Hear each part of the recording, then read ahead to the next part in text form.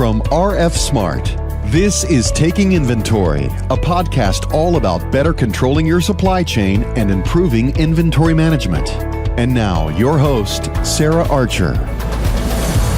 Hi, everyone. Thank you for tuning in. My name is Sarah Archer. I'm the host of Taking Inventory, which is a podcast about warehouses, ERP, WMS, and so much more. And this is our very first episode. Today, I have two guests from RF Smart in the studio with me. I've got Matt and Jeremy Thomas here. Matt and Jeremy actually have over 40 years of combined inventory experience and experience in supply chain. So they're twins, which is awesome. And I'm going to let them introduce themselves. So Jeremy, do you want to tell us a little bit about yourself? Sure, I'd be happy to do that. So been in the industry now over 20 years and started in third-party logistics and then moved into inventory management software. So I've been doing that for 5 years here now at RF Smart and represent the net new sales team. And Matt, you've been at RF Smart for about 3 years. Did you hear about RF Smart from Jeremy? I did. I've been in the industry for 20 years, come from warehousing and logistics background. Started as a business analyst with RF Smart and worked into the strategic account executive role. Jeremy spoke very highly of RF Smart. And that's important to know for those of you listening, is that both of them together have all this experience, but Matt is able to speak from both the business analyst side of it, but also from sales, and Jeremy as well. So that's cool. I do want to ask you guys, we talked a little bit before, there's a fun fact about both of you being twins. Can you tell me what that fun fact is? Yeah, we're definitely not identical, those that have seen us and know us. But in the wonderful year of 1976, we were the biggest twins in the state of Florida. And who's the oldest? That would be me by the amount of 6 minutes. He was 6 minutes older and 2 pounds lighter. Exactly. So he basically kicked me out. And I'm sure your whole life he probably reminded you that he was 6 minutes older. Absolutely. Yeah, my hashtag is 6 minutes. Hashtag 6 minutes. Yeah. Well, let's just go ahead. We'll jump into our topic today. We're going to talk about counting, which is super applicable because you guys are twins and we can count you. There's two. Absolutely. But we're going to talk about stock counting today. Jeremy, I want to talk about why counting is so important for our customers. Yeah, let's talk about why inventory is so important for our customers, because I think, accounting for that inventory is only important when you recognize the importance of inventory and accuracy for those customers. So most customers, one of the largest assets they carry, if not the largest asset they carry on their balance sheet, is their inventory. So they buy all this inventory and they have to store it in their, distribution center, warehouse, and, it's worth a lot of money. So that's cash that they could spend in other places. So it's important. If they don't know what they have, they can't tell the bank what they have. And so they're making up numbers. And so to account for that, or to count it accurately, is super important. Not only for that purpose, but also if you're going to make or sell something, you don't want to have too much of product. Think about making a recipe at home, right? If you're going to make a recipe and you buy too much of an ingredient, you end up throwing it away. You can't sell it, if it's inventory. And even if you're making things from a manufacturing perspective, you really have to have a good plan, and having a system that tells you exactly what you have. It allows you to basically, do that accurately and at the most cost-efficient price point possible. And so that's why knowing exactly what you have at any given point in time is so important. And I think we're going to talk about this a little bit later. I want to come back to it, but we talk about our recommendations as doing a wall-to-wall count and then a cycle count. Matt, we've done over 2,000 of these implementations at this point. You've been a part of many of them. Can you do you have a story that you could share? Yeah, and I think it's important to know the difference in wall-to-wall versus a cycle count. I think, the industry knows that the wall-to-wall is where you count everything in your warehouse. That's a good starting point. And then your cycle count is where you, throughout the year, whether it's quarterly or weekly, go randomly count your product. So we had a large medical company that on the beginning of the implementation, we tell them, hey, it's important to do a wall-to-wall. Count everything you have. And so they had 2 locations. One location started with the wall-to-wall, which is a best practice. The other one did not. So they learned both good and bad. And doing the wall-to-wall, it helps them get their product where, the inventory levels where it needs to be. And the other location, when they did not do that, they see a lot of, negative bins. They see situations that when they go to pick, the product isn't there. So in that example, what you learn from is that starting with the wall-to-wall is the best practice. The cycle count, although is a good practice, should be done throughout the year. So the medical customer came back and kind of gave us feedback that, hey, the best practice that you guys teach is, the right way. It's the right way it should be done. We learned that one location did it the right way, the other one didn't. And, I believe that from experiences in our industry and during the business analyst roles, when we go through those processes, we see that our company really, is proven and can show these customers what exactly is the best route. So, we talk about what starts right, stays right. That's kind of the, Jeremy and I have talked about that. And that's a good, basis by why we preach, do a wall-to-wall first. Yeah, because if you start operating, the alternative is, if your baseline, so that wall-to-wall, which is costly, it's an investment, you need to do it, but it takes time, and it's to establish an accurate baseline. Because again, what starts right stays right. If you don't do that and you start buying more stuff and inventory starts coming in and you start shipping stuff out, you're just exasperating the problem, right? And that's the issue is you're not, if you don't stop and really get a good starting point, you'll never get back to an accurate inventory. So you really, really have to, focus on that and make that investment. That's definitely a best practice. Yep. And I think, I was doing a webinar about counting maybe last week, 2 weeks ago, and I had a customer type in the chat box, and they were like, we are overwhelmed or something similar to that. There are so many things that if you don't start it the right way, can end up coming back to hurt you later on. And so I want to dive a little bit deeper into that. The example that you just gave, we've got some trouble with counting processes, wall-to-wall versus cycling, but there are other issues that you can run into if you're not counting correctly. You guys think of some of those? One of the biggest ones is, especially if you're selling to end consumers, you might be selling inventory you don't actually have. So imagine you as a consumer go online, you get excited, you see a product, it's advertised, you order it, and then you find out 2 days later, oh, we didn't actually have it. The guy goes to pick it and it's not really there. That's happened to me. Right. It's a very common, but that's inventory accuracy. The system thinks you have it and you don't really have it. So that's a big problem. The other issue is, say you're going to make something, you're going to manufacture something, and you have a plan today to make 100 of those things. And the system says, okay, you need to do that. You need 100 of these, you need 200 of these, 300 of these.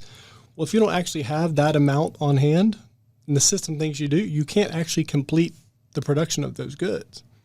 And so now what you have to do is expedite that product from the supplier, which costs a lot of money, and get it in. So in both those cases, it's a customer service issue that you end up dealing with. And if that customer's not going to come back and buy from you again, you're losing revenue, you're losing profits. And that's a big issue with inventory accuracy, is end up committing something that you can do because the system says you have it and you don't actually have those goods. The other side is, the way to protect yourself against that is you just order a bunch of extra stuff. Well, that's not a good financial decision either. So if I only need 100, but I don't know if the system's actually right, so I order 120, that's 20% more inventory that I'm carrying. Well, that's cash for your business that could be spent other places. So from a financial perspective, both sides are very, very negative with regard to inventory accuracy. And that's probably the bigger issue than the balance sheet side, is the actual operational side of it. And this can be different, right? If you're in a warehouse or in a retail environment. Matt, do you want to comment a little bit about what that looks like? Yeah, traditionally our warehouses are in bin environments, and your retail, industry isn't. So it's still important to, differentiate the two, but at the same time, stock counting is very important in both industries. So in the retail, regardless if you have bins or you don't, it's still important that you count your inventory. And an example that Jeremy shared as well, what we've seen on the best practice model is that you have to start with the stock counting no matter what industry you're in. Definitely in the bin environment, it's easier, but in the location level, our Smart supports that as well. And so ultimately, the cost of not counting correctly the first time is obviously there's money on the line, there's production on the line, time on the line, but you've made this investment, right, into an ERP, you're using NetSuite. Can you guys talk just a little bit about what it looks like if you don't do it right the first time? Sure, yeah. So, again, I think going back to that motto of what starts right stays right. So I think I said it earlier, exasperating the problem is if you don't take the time to establish an accurate baseline and know what you have before you get started, you're only adding to the problem. You might be accurately adding to the problem, right? So, but there's still a problem there. You never corrected the issue. And certainly getting away from a full wall-to-wall is a desired state. You don't want to have to do that because it's very time-consuming, it's very slow, it's very expensive. You have to shut down, come in for a weekend, spend overtime. But doing it the first time to make sure that as you receive, as you pick, as you ship, you're adding and subtracting to an accurate baseline, that's really important. If you're adding and subtracting accurately to an inaccurate baseline, you're just exacerbating the problem. You're never going to get back to a truly accurate inventory. And Matt, you've had customers that have had this happen, right? Yeah, we have, and ultimately we teach best practice, and it's the customer's decision. And I've seen it work, but for the most part, the stock count on the front end is the best practice. We had a large distribution customer that, we gave them the direction. We explained, our process, starting with the wall-to-wall. They chose to not do that. So throughout the implementation and throughout the process, communicated the pros and cons to this, but ultimately it's the customer's decision. So as they go throughout the process, they get to a point where they realize they've made the wrong decision, and they're going to have to do a wall-to-wall now. And this could be a year into it or 3 months into the implementation. So think about having to stop production and bring in all your members of your team in. Typically that's on a production day, which is a Saturday. So you're paying overtime. Those are hours that weren't, probably planned. People were probably frustrated having to come in on a Saturday. So something that could have been circumvented on, using the best practice that our Smart, teaches, caused a lot of headache. Now, obviously, after that, it cleaned a lot of their, inventory up. Their pick bins, the negative bins, everything was cleaned up a lot better. But it was a good story to learn on, what not to do. But also that ArborSmart was there to support them and say, hey, look, this is understanding that you chose that route, but this is a solution. It's going to be an expensive solution, to clean this up. But it's, it's a good example of, hey, do it right the first time. Yeah. Oh, go ahead, Jeremy. Well, and I'm sure if you asked them now, they wish they would have done it earlier. Right? Yeah. It's that kind of looking hindsight's 20/20 type thing. So if you went and asked that same customer, said, if you had to do it all over again, would you have done it when we first transitioned? And they would have. I guarantee you, they'll say yes. We wish we would have just went ahead and got it over with, and then we would have had more time to be, fully productive in getting the full ROI of the solution, because that's one of the biggest, of any of these solutions of mobility is getting the ROI out of it, and certainly doing the wall-to-wall the first time and then switching to regular cycle counts. And that's going to save you a ton of money because you can avoid all the overtime. You can avoid the extra, staff having to bring in over a period of shutdown. You don't have to do that anymore. I'm going to go out on a limb here and say that if our customers take one thing away from listening to this episode of this podcast is you need to stock count and do a wall-to-wall count in the beginning and go ahead and get that out of the way and do it right the first time. Think about it proactively is a lot better than reactively. Absolutely. And so if you aren't doing a wall-to-wall count today, you haven't done one, maybe you're implementing NetSuite and RF Smart, maybe you're just like, we've got to do something. How do you employ that in your warehouse? Yeah, so, we have our business analyst team and service team that could help them through that. Probably the best thing is to find a time to do it. Think about your warehouse, no matter if it's small or large. You got to, organize that and look at a time to do that. I would say what I've seen that works better than coming in on a Saturday is doing it after hours, when production's down and there's no picking. You can count throughout the day with our Smart. It is a little challenging, but you can do that. But, I would say start with organizing when you want to do it and, doing it, having enough staff to do it, first of all, and organizing it through NetSuite's stock count form. Well, and sorry, Sarah. Go ahead. But, one of the things too is there's an old what's called ABC analysis, which is, your A is your fastest movers, your best sellers. It's where you're going to have your most inventory. Your B's your middle range, and your C's are your slow movers. And you're usually going to have a lot more C items and a lot less A items. Well, go count your A items because that's going to have the most impact with the least effort. So it's like you don't have to go count that many items, but you're really going to get an accurate financial inventory on those A items. So, that's industry standard kind of ABC. So, my recommendation is always, count your A items first, then go to your B's, and then go to your C's, because you can get more bang for your buck that way. So, as Matt said, you don't have to shut down with our Smart to actually start counting. You can count, while you're being productive or, a couple hours after, that type of thing. And so integrating that into a kind of a plan to work through all that, but starting with your A items, working through your C's, I think is, a way to kind of, again, get your biggest bang for your buck. I didn't even think about that, but if you are listening to this podcast and you feel inspired and you're like, I've got to start counting right now, there is something tangible that you can do today to go ahead and start working on this and getting your inventory accurate. That's awesome.